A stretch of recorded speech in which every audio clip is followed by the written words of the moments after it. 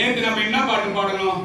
தேடி கண்டு கொண்டேன் திருமாலோடு நான்முகனும் தேடி தேடானோடு தேவனை தேடி கண்டு கொண்டேன். யாருக்கா ஞாபகம் இருக்காமா? யாருக்கா ஞாபகம் இருக்கா? கை தூக்க. தேடி கண்டு கொண்டேன் திருமாலோடு நான்முகனும் தேடி தேடானோடு தேவனை என்னுள்ளே தேடி கண்டு கொண்டேன் பாடணும் இல்லையா? அத மாதிரி இப்ப என்ன சொன்னோம்? இப்ப என்ன பாட்டுல லாஸ்டா உங்களுக்கு சிவனை ஒக்கும் தெய்வம் தேடினும் இல்லை அவனை ஒப்பார் இங்கு யாவரும் இல்லை புவனம் கலந்து அன்று பொன்மொழி மின்னும் தவனம் சடைமுடி தாமரை யானை பாடணும் இல்லையா? சாமி அப்ப எங்க இருக்காரு? உள்ளம் பெருங்கோயில். சாமி சாமி நம்மளோட உள்ளத்துலதான் இருக்காரு. நாடு நகரம் நற்திருக்கோயில் தேடி திரிந்து சிவபெருமான் என்று பாடுமின் பாடி பணிமின் பணிந்த பின் கூடிய நெஞ்சத்தோடு கோயிலா கொள்ளனவனோட நெஞ்சத்தான் கோயில். சாமி உட்காந்து எந்த ஊர்ல சாமி அந்த மாதிரி சாமி உட்காந்து சொல்றோம். ஒரு 2 நிமிஷம் முடிச்சிடலாம். பூசலார் நாயனார் ஒருத்தர் வாழ்ந்தார். அவர் பேர் என்னது?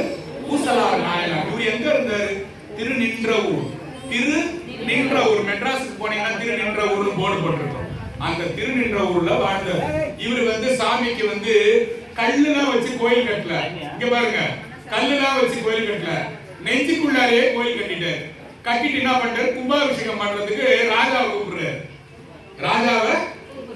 ராஜானா யாரு? சிவபெருமான கூப்பிடுறாரு. சிவபெருமான் என்ன பண்றாரு? இந்த நாள் இந்த தேதி அப்பாயின்மெண்ட் பூசலார் நாயனாருக்கு நான் போறேன்பா. அதே கோயில்ல திருநன்றவூர் சிவன் கோயில்ல ராஜா ஒரு பெரிய கோயில் கட்டலாம்.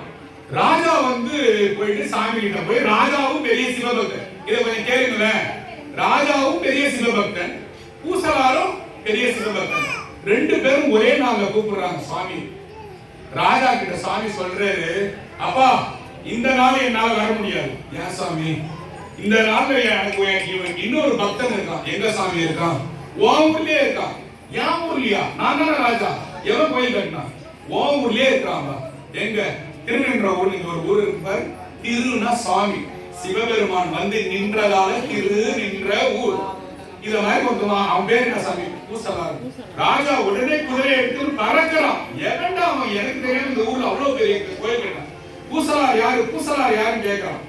எதுவுமே தெரியல. சாமி எங்க சாமி? இங்கதான்டா, போடா. போய் பார்த்தா ஒரு பெரிய புத்து இருக்குது.